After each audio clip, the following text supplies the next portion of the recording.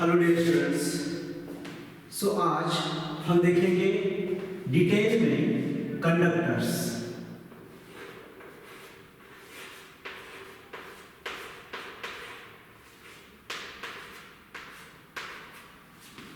अब कंडक्टर्स किसे कहते हैं?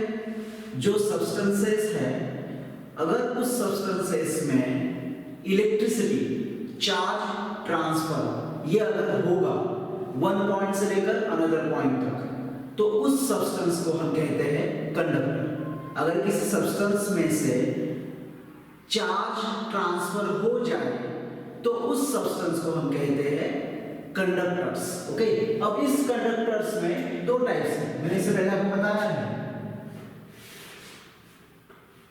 नंबर वन, इलेक्ट्रॉनिक कंडक्टर्स, और नंबर टू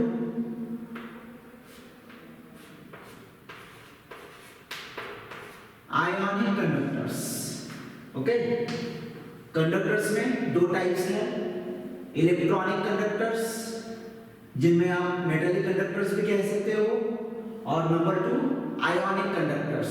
ओके, यानी जो एक्वस सॉल्यूशन में जो इलेक्ट्रिसिटी ट्रांसफर हो जाती है, चार्ज ट्रांसफर हो जाता है, उस जिस सब्सटेंस के एक्वस सॉल्यूशन में चार्ज ट्रांसफर हो जाता है from one point to another point, तो उसे कहा जाता है ionic conductors. Okay, so electronic conductors किसे कहते हैं, आज उसके बारे में हम डिटेल में जानेंगे।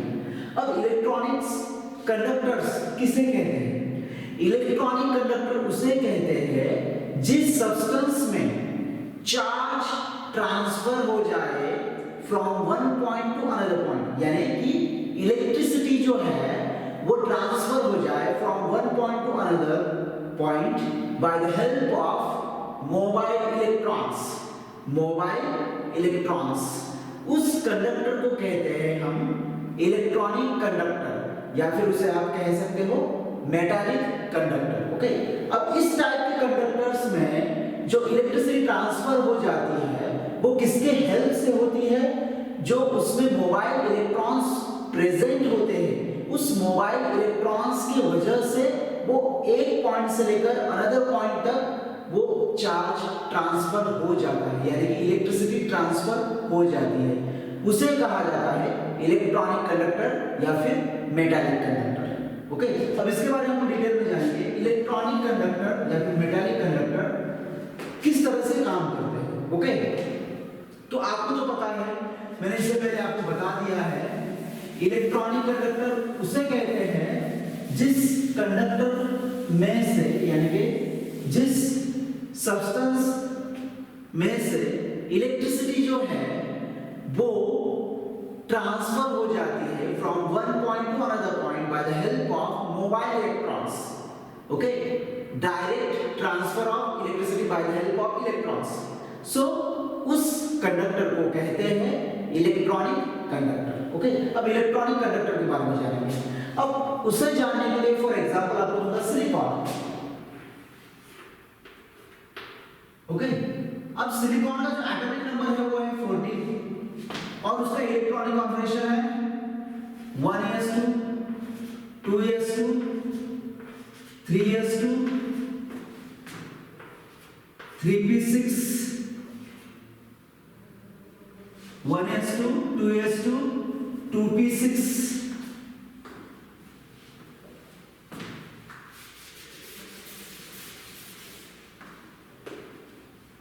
1s2 2s2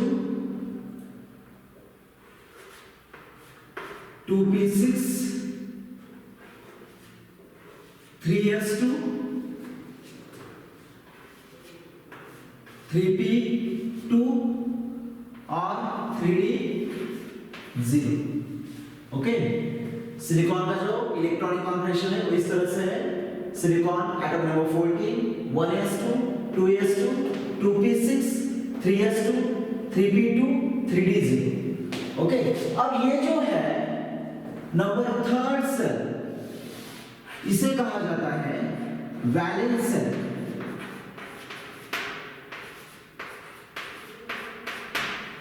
Valence cell, the outermost cell of the atom.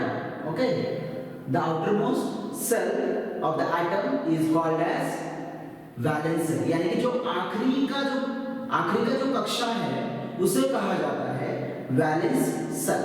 Okay, so maximum जो वैलेंस सेल्स है सिलिकॉन में वो है 1, 2 and 3. ओके, सो लास्ट वाला जो होगा वो नंबर 3 का होगा सेल, यानी उसे कहा जाता है वैलेंस. ओके, अब ये जो वैलेंस सेल है, इस वैलेंस सेल में इलेक्ट्रिसिटी ट्रांसफर होती है, तब क्या होता है, यानी कि क्या बदलाव में आते हैं वो जानेंगे. अब देखिए, अब ये जो वैलेंस सेल है, इस वैलेंस सेल में 3s2 है, 3p2 है और 3d0 ये ऑर्बिटल्स मौजूद हैं. ओके, अब अगर इलेक्ट्रिसिटी इनमें हम ट्रांसफर करवा दें, यानी कि अगर सिलिकॉन में हम इलेक्ट्रिसिटी ट्रांसफर करवा दें, उसमें हम इलेक्ट्रिसिटी छोड़ दें, तो क्या होगा, तो ये जो इलेक्ट्रॉन्स है, ये इलेक्ट्रॉन्स आगे की तरफ जंप करेंगे, आगे की तरफ बढ़ेंगे. अब किस तरह से बढ़ेंगे, देखिए, अब ये जो 3s2 और 3p2 है, ये इलेक्ट्रॉन होने के वजह से, यानी कि 3s2 और 3p2 इनमें कुछ ना कुछ इलेक्ट्रॉन्स मौजूद हैं, उनके वजह से ये ऑर्बिटल्स नीचे की ओर, यानी कि यहां पर होगा 3s2 और यहां पर होगा 3p2. ये जो इलेक्ट्रॉन्स है ये लोअर एनर्जी लेवल पर होंगे. क्यों, क्योंकि इनमें इलेक्ट्रॉन्स मौजूद है, जबकि ये जो 3d0 है वो ऊपर की तरफ होगा. अब ये ऊपर की तरफ क्यों होगा, क्योंकि ये जो है ये हायर एनर्जी लेवल का ऑर्बिटल है और इनमें इलेक्ट्रॉन मौजूद नहीं है, यानी ये ऊपर की तरफ चला जाएगा. ओके, अब नीचे की तरफ ये क्यों जा रहे हैं 3s2 और 3p2, क्योंकि ये जो है ये ऑर्बिटल्स इनमें इलेक्ट्रॉन्स मौजूद हैं. ओके, इसलिए इनमें कुछ सा भारीपन आ जाएगा.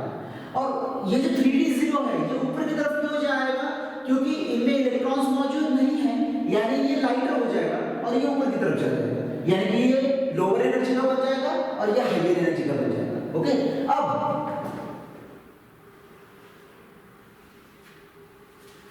अब यहां पर ये जो गैप है इन दोनों के बीच में, यानी कि देखिए यहां पर ये गैप आ चुका है.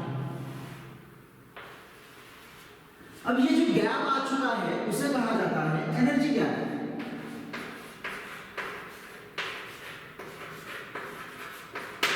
या फिर आप कह सकते हो फॉरबिडन गैप, या फिर उसे कह सकते हो आप फॉरबिडन गैप, या फिर आप कह सकते हो एनर्जी गैप, यानी कि ये लोअर एनर्जी का है और ये हायर एनर्जी का है.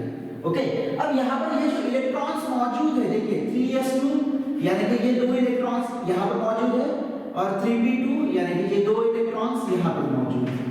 ओके, अब ये जो इलेक्ट्रॉन्स यहां पर मौजूद है नीचे की ओर पर, नीचे के ऑर्बिटल्स में, सो ये जो ऑर्बिटल्स में ये जो इलेक्ट्रॉन्स मौजूद है वो अगर एनर्जी एब्सॉर्ब कर ले, अब एनर्जी कहां से एब्सॉर्ब करेंगे, या तो सनलाइट से करेंगे या फिर किसी और एटम से वो एनर्जी एब्सॉर्ब कर लेंगे. अगर कोलिजन हो जाए एटम का, यानी एक एटम अगर किसी और एटम से कोलाइड हो जाए तो उनसे भी वो एनर्जी ट्रांसफर करवा सकते हैं, यानी एब्सॉर्ब कर सकते हैं. अगर ये एनर्जी एब्सॉर्ब कर ले, सो ये जब एनर्जी एब्सॉर्ब कर लेते हैं, यानी जब आप इलेक्ट्रिसिटी उनमें ट्रांसफर करवा देते हो, इलेक्ट्रिसिटी सनलाइट या फिर कोई अदर एटम्स का जो कोलिजन होता है उस समय पर अगर हम इलेक्ट्रिसिटी के बारे में यहाँ पर जानेंगे, अगर इलेक्ट्रिसिटी आप उसमें ट्रांसफर करवा लोगे तो वही इलेक्ट्रिकल एनर्जी ये जो इलेक्ट्रॉन्स है, ये जो मोबाइल इलेक्ट्रॉन्स है, ये एब्सॉर्ब कर लेंगे और ये जब एब्सॉर्ब कर लेंगे तब इनकी एनर्जी लेवल हायर हो जाएगी, यानी ये बढ़ जाएगी और ये जंप करने लग जाएंगे, यानी एक्साइटेड हो जाएंगे. और ये जब एक्साइटेड हो जाएंगे, ये जंप कर लेंगे, तब ये यहां से लेकर यहां पर कूदेंगे इस तरह से. ओके, यानी कि यहां से लेकर यहां तक इलेक्ट्रिसिटी ट्रांसफर हो चुकी है. किसकी वजह से, ये जो मोबाइल इलेक्ट्रॉन्स है उसके हेल्प से, क्योंकि इन्होंने ये जो इलेक्ट्रिसिटी एब्सॉर्ब कर ली है, इन्होंने यहां से लेकर यहां तक जंप कर लिया उसकी वजह से, क्योंकि वो एक्साइटेड हो चुके थे और वही इलेक्ट्रिसिटी यहां तक आ चुकी है, यहां से लेकर यहां तक आ चुकी है, यानी यहां से लेकर इलेक्ट्रिसिटी यहां तक ट्रांसफर हो चुकी है। किसकी वजह से? इन मोबाइल इलेक्ट्रॉन्स की वजह से। ओके, अब ये जो बैंड है इसे कहा जाता है वैलेंस बैंड।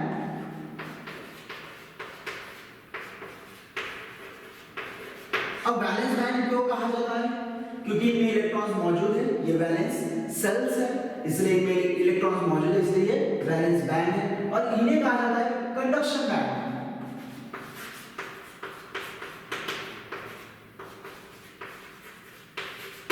इन्हें कहा जाता है कंडक्शन बैंड, यानी कि यहाँ पर इलेक्ट्रॉन्स मौजूद नहीं है, लेकिन वही इलेक्ट्रॉन्स अब ट्रांसफर होंगे उनमें। सो ये कंडक्शन बैंड होगा, क्योंकि ये एम्प्टी है, तो यहाँ पर ये इलेक्ट्रॉन्स जो है, यहाँ के इलेक्ट्रॉन्स यहाँ पर जंप कर सकते हैं, आ सकते हैं, क्योंकि ये एम्प्टी है, यानी कि ये हुआ कंडक्शन बैंड। ये भी एक तरह का वैलेंस सेल ही है, ये भी वैलेंस सेल ही है, लेकिन इनमें इलेक्ट्रॉन्स मौजूद नहीं है, इसलिए इन्हें कहा जाता है कंडक्शन बैंड। और इनमें ये जो नीचे के इलेक्ट्रॉन्स हैं वो जंप कर लेंगे, क्योंकि उन्होंने इलेक्ट्रिकल एनर्जी एब्सॉर्ब कर ली है। ओके, सो ये हुआ मेटालिक कंडक्टर, यानी कि आप इसे मेटालिक कंडक्टर कह सकते हो या फिर इलेक्ट्रॉनिक कंडक्टर कह सकते हो।